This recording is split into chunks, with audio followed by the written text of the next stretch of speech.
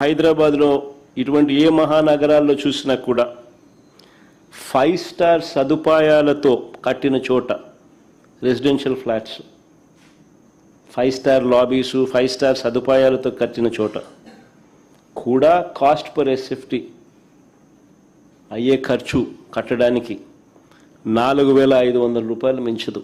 కానీ ఇక్కడ మాత్రం అమరావతిలో మాత్రం 11,000 నుంచి 14,000 రూపాయలు చూపుతా ఉన్నారు. హైదరాబాద్ సెక్రటరియట్ ఏదైతే ఉందో ఆ సెక్రటరియట్ది నేను కనుక్కున్నానండి. యాక్చువల్గా డీటెయిల్స్ తీసుకున్నా. వాళ్ళు ఫస్ట్లో 615 కోట్లతో టెండర్ ఇచ్చారు. 7 లక్షల చదరపు అడుగులకి 615 కోట్లతో టెండర్ ఇచ్చారు.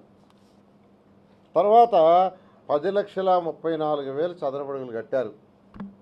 10,34,000. దానికైనా మొత్తం ఖర్చు ఎంతంటే దానికైనా ఖర్చు 1,432 కోట్లు. ఫస్ట్ టెండర్ ఇచ్చిందేమో 615 కోట్లకే. అంటే ఒక నాయకుడిగా మాట్లాడేటప్పుడు, ఒక పార్టీ అధినేతగా మాట్లాడేటప్పుడు డేటా మొత్తం కలెక్ట్ చేయాలి. డేటా మొత్తం కలెక్ట్ చేయకుండా ఫస్ట్ ఏదైతే టెండర్ ఇచ్చారో దాన్ని బేస్ చేసుకొని రాష్ట్ర ప్రజలకి అంతైందని చెప్పడం తప్పండి. ఫస్ట్ ఇచ్చింది టెండర్ 7 లక్షల చదరపు అడుగులకి 615 కోట్లు.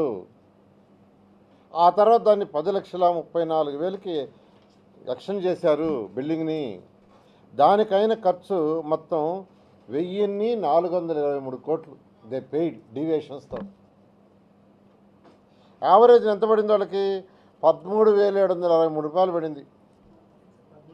13,763 రూపాయలు. 13,763 రూపాయలు.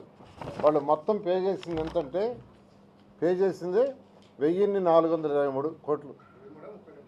1,423 కోట్ల రూపాయలు పే చేశారు ఫైనల్గా. ఆ బిల్డింగ్ పూర్తవటానికి పే చేసింది 1,423 ఇంక్లూడింగ్ ఐటీ. ఆ బిల్డింగ్లో 13,763 రూపాయలు. మరోసారి చెప్తున్నాను, 13,763 రూపాయలు ఆ బిల్డింగ్ పూర్తి చేయడానికి తెలంగాణ ప్రభుత్వం పే చేసింది.